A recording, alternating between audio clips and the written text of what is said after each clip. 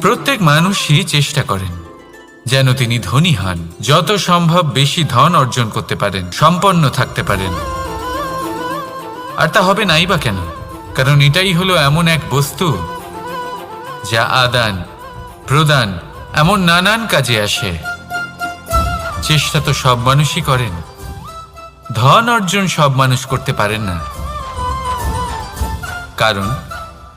কারণ হলো এটাই যে মানুষ ভাবেন যে তার কাছে কিছু ধন এলে তারপর তিনি কিছু করে দেখাবেন, আর ধন ভাবে যদি এই মানুষ কিছু করে দেখান তাহলে আমি তার কাছে আসব।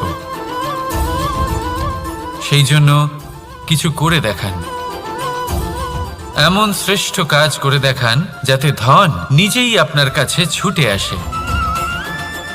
তাহলে আসুন আমার সাথে ভালোবেসে বলুন, রাধা রাধা।